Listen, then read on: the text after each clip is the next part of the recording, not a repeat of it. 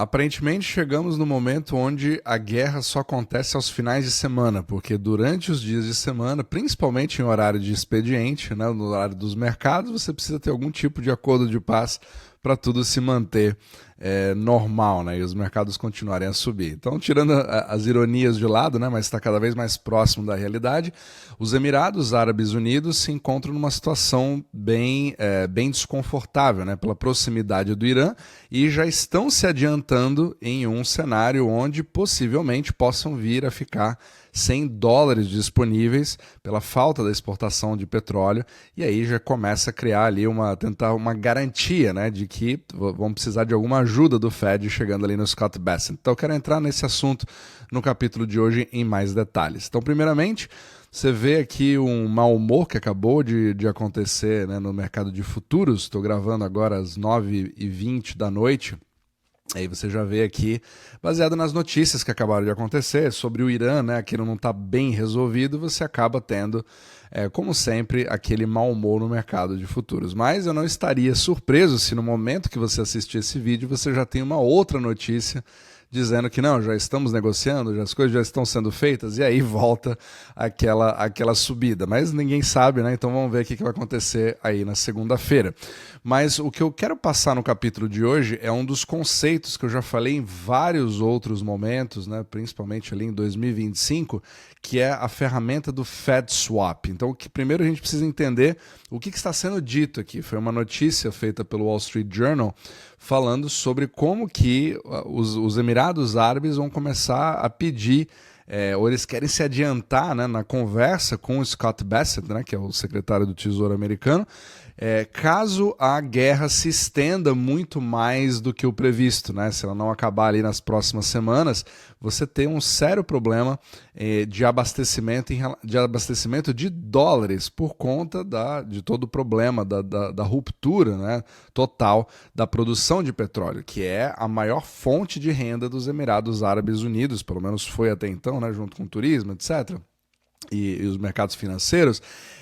Os Emirados Árabes Unidos foram se tornando ao longo do tempo um hub de dólares. Então, o grande objetivo ali era de você transformar o país em um grande hub que pudesse começar a se tornar um outro pilar do sistema euro-dólar, né, que são os dólares fora dos Estados Unidos, como eu explico aqui bastante nesse podcast. Mas eu vou até fazer a tradução aqui para você poder dar uma olhada. Pronto.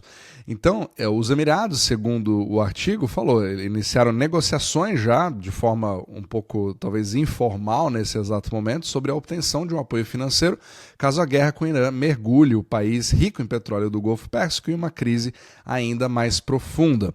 Então, como é que se dá um pouco dessa ajuda, né? Então, eu quero explicar agora a dinâmica de o que é o Fed Swap e por que ele se torna cada vez mais importante dentro desse contexto. Mas, antes de mais nada, se você gosta desse tipo de conteúdo sobre mecânica monetária, né, como o dinheiro de fato circula no mundo, independente de narrativas, você pode nos acompanhar aqui no Substack, com vídeos como esse, de forma totalmente gratuita, de segundas às sextas-feiras, e nos finais de semana você pode ver também artigos que eu faço, durante a semana inclusive, né, a gente mostra o nosso próprio portfólio, porque uma coisa é você entender os fundamentos, as notícias, etc, e fazer aquelas reações de todos os dias, né, ninguém mais sabe como investir, mas a outra coisa é você ter um sistema pronto para poder passar por essa turbulência que a gente chama de fourth turning, né, quando você não consegue mais acreditar nas instituições e você precisa aprender, querendo ou não, a investir dentro do caos. Então, se você quiser acompanhar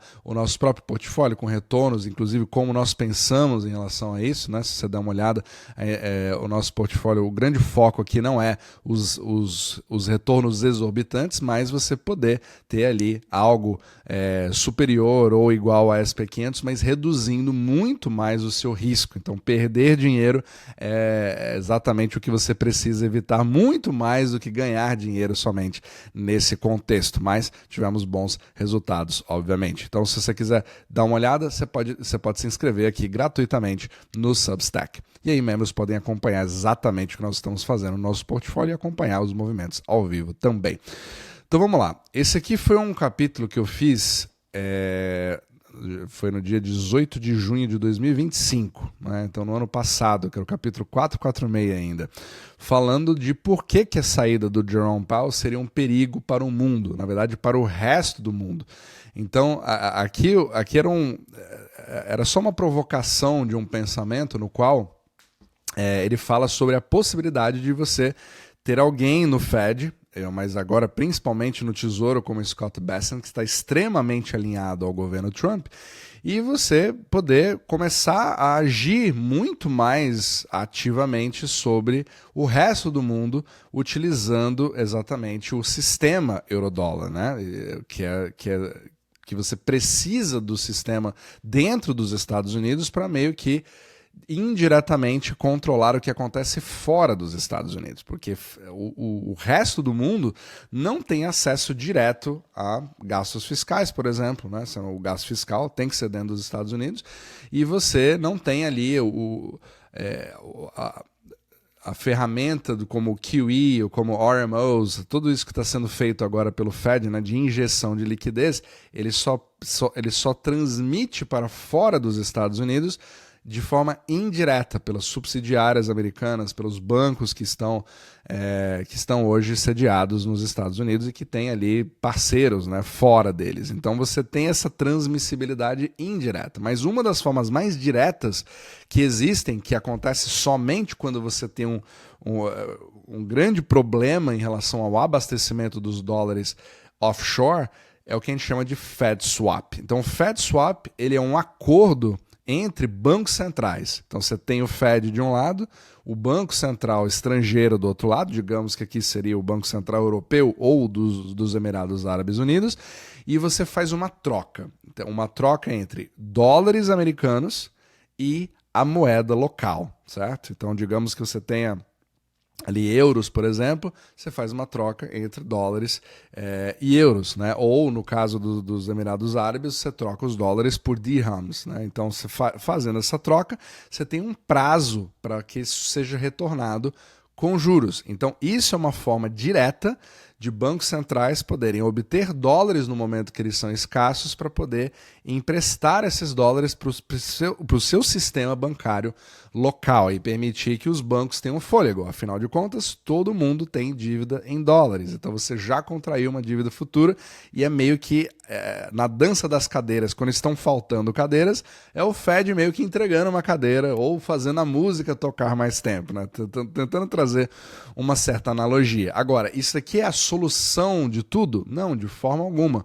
Isso aqui ele alivia uma pressão temporária e aumenta essa pressão no futuro. Ele cria uma certa dependência. Eu até falei exatamente nesse capítulo aqui, né, mostrando até o cenário dos comparativos do uso desses Fed Swaps, quando eles acontecem. Você vê claramente que os Fed Swaps eles só entram no momento onde a música para. Então, e não pode acontecer isso, né? Inclusive é do interesse dos Estados Unidos que isso seja, inclusive, mantido. Então você vê esse uso aqui na crise de 2008, onde precisou da quantidade absurda de Fed Swaps. E você viu isso também na pandemia.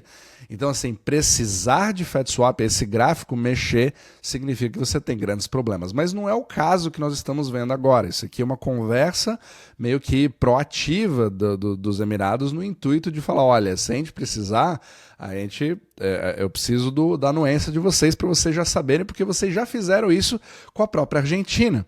Só que ao mesmo tempo, eu até criei essa imagem na época, né, que é uma teia de aranha. Então é como se toda vez que você usa o Fed Swap, ele se torna uma arma para os próprios Estados Unidos, né, dizendo, olha, na hora do vamos ver, você vai precisar de mim, e aí eu vou selecionar quem são os meus parceiros ou não para poder garanti-los. Inclusive, com a grande tensão do relacionamento entre os Estados Unidos e a União Europeia, você já tinha também um outro artigo na Financial Times mostrando a preocupação que se tinha, que continua tendo, né, até agora. Você vê isso acontecendo na guerra do Irã, que, né, no momento desse artigo não tinha ocorrido ainda, mas você já tinha oficiais que já estavam preocupados no momento em que em relação ao momento quando o Jerome Powell fosse sair do Fed, para falar, olha, quando for colocada ali a nova pessoa e eles não foram muito alinhados, você vai ver notícias onde o Trump simplesmente vai falar, olha, a Europa não está nos tratando muito bem.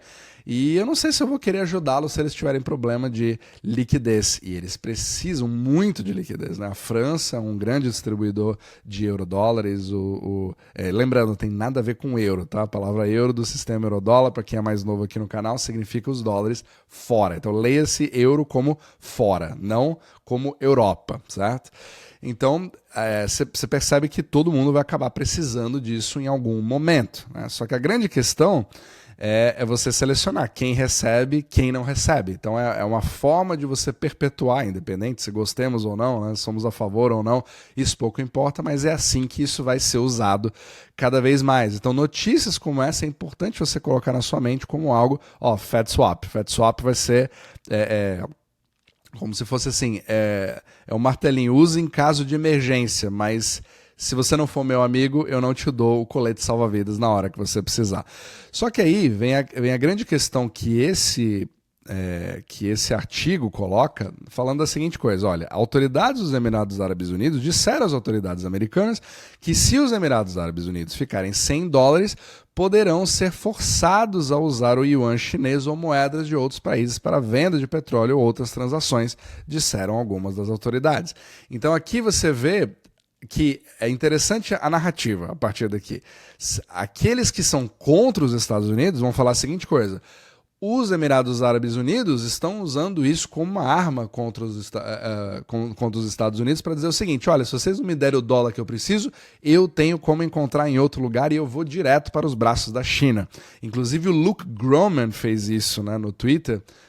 Aí eu teria que achar o tweet dele, eu não estou com ele aqui agora, colocando a força de barganha, o poder de barganha nos Emirados Árabes Unidos. Mas você vê, por outro lado, que, na verdade, eles estariam sendo forçados a usar caso tenha alguma desavença entre os países. Mas lembrando, nesse exato momento não tem uma grande desavença. Existe, claro, aquele desconforto completo, né, dos Emirados Árabes, que podem argumentar que foram vocês que criaram esse problema no Irã e agora está sobrando para mim, se vocês não tivessem entrado, etc. Mas, ao mesmo tempo, muitos dizem, olha, já que você entrou, termina, né, o trabalho que você está fazendo. Então, você percebe a nuance dessa discussão?